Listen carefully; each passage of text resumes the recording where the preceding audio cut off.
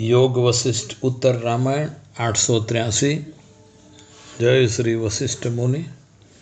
ભૂસુંડજી કહે છે કે સર્વ દ્રશ્ય આભાસ માત્ર જ છે। તાત્વિક દ્રષ્ટિએ એ છે જ નહીં। જાદુગરની માયાનગરીની જેમ મિથ્યા છે। તેની ઉત્પત્તિનું રહસ્ય પણ એક કોયડો છે। જેમ સોનામાં જુદા જુદા દાગીના છે તેમ ચેતન તત્વમાં જગત સંસાર પણ એક ચમત્કાર છે।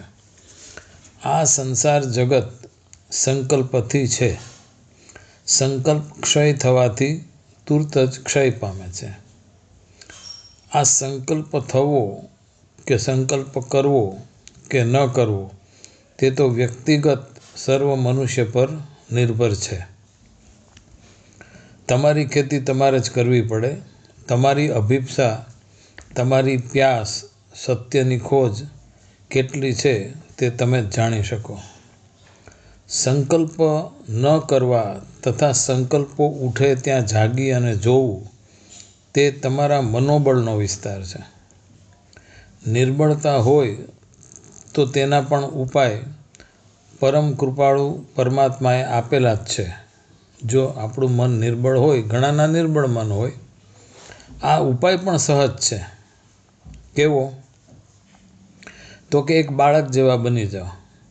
જેમ બાળકને કોઈ કામમાં નિર્બળતા દેખાય તો મા બાપ કે વડીલના શરણે જાય છે। મોટા થયા પછી પરમાત્માને શરણે જવા કોઈ તમને રોકે છે? સ્વયં આપણો અહંકાર જ વળી આપણને રોકે છે। વ્યવહારના દરેક ક્ષેત્રે સાધક ફળની આશા રહિત થઈ કર્મ કરે છે। દાન, યજ્ઞ, ધર્મ કરતાં પણ મોક્ષ જેવી ફળની આશા રાખતો નથી કે કરવી પણ નહીં। આમ કરતાં વિદ્યાધર મહાપવિત્ર વિવેકની પદવી પ્રાપ્ત કરે છે। અહીંયા જોવા જેવું છે કે અહીંયા નથી કોઈ વિધિ વિધાન, અહીંયા નથી કોઈ ઉપવાસ એકટાણા, અહીંયા નથી કોઈ દેવ મંદિર, અહીંયા કોઈ આજકાલ જે બધા દેખાય છે એવા કાંઈ ડીંડકવાળા ગુરુઓ અને આશ્રમો અને તેમાં જાત જાતનું બધું કરવાનું આવું કાંઈ અહીંયા આપ્યું જ નથી। માત્ર તમારે જાગીને જોવાનું છે અને આપણને ખ્યાલ જ છે કે આ જગત અનિત્ય છે, આ જગત જતું છે, આ જગત જે ભોગ આવે છે ભોગવવા માટે એ બધા એકવારમાં જ વયા જાય છે, પછી આવે છે એ નૂતન આવે છે, પણ હંમેશા વયા જાય છે। આ બધી જ આપણને ખબર છે। તે છતાંય આપણામાં આ અભિપ્સા જાગે નહીં તો એ બહુ આશ્ચર્ય છે ને પછી આપણે ગમે ત્યાં ભટકીએ એટલે એ આપણને હોરી નાખે। અહીં સાધક વાણી તથા મનના વ્યાપાર રહિત થઈને રહે છે। બિનજરૂરી બોલવું નહીં। 7 પેટી લેવી, તેમાં તાળા મારવા, છેલ્લી નાની પેટીમાં બધી બારખડી મૂકી દેવી। કોઈ શબ્દ વ્યવહાર કરવાનો સમય આવે તો આ 7 પેટીઓના તાળા ખોલી અને છેલ્લી પેટી નાનકડીમાં બારખડી મૂકી હોય એ કાઢવાની। ત્યાં સુધીમાં એટલો સમય થઈ જશે કે વિવેક જાગી જાય અને વિવેક જ તમને કહેશે કે કેટલો જવાબ આપવો, કેવો જવાબ આપવો, કેટલી માત્રામાં આપવો એ નક્કી કરી લે। આ મૌન જ થયું। પછી મનના વ્યાપાર રહિત થવાનું કહે છે। મન પોતાની અંદર ગમા અણગમા એવા ગમતા ન ગમતા વિચારો કરી એક જાતનો સંતોષ મેળવે છે અને આ બધાને અનુભવ છે। વિચાર હંમેશા બારખડીમાં જ હોય એટલે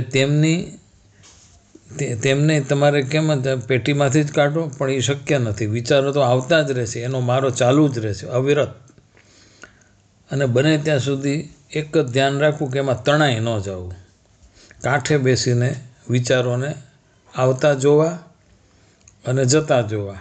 આ વિચારોની આયુષ્ય વધીને 8 ગણો 10 ગણો એટલી જ હોય છે। જો આટલી ધીરજ રાખીને કાંઠે બેસીને વિચારોને જોવો તો વિચારો આવતા એની મેળે વિરમી જશે અને કોઈ પણ જાતનું કર્મ કરવા માટે અહંકાર પ્રેરિત નહીં થાય। હવે અહીં તત્વદ્રષ્ટિથી જ અવલોકન કરતાં જીવવું તેમ કહે છે. દ્રશ્યમાં તેમાં રહેલા ક્રિયા અને તેમાં રહેલા ગુણ દોષ તરફ લક્ષ્ય રાખવું નહીં. દ્રશ્યથી ઊભા થયેલી ક્રિયા ગુણ દોષ એમાં લક્ષ્ય ન રાખવું. બીજું, આમ લક્ષ્ય તે તરફ ન રાખતા તમે દ્રષ્ટા બનશો.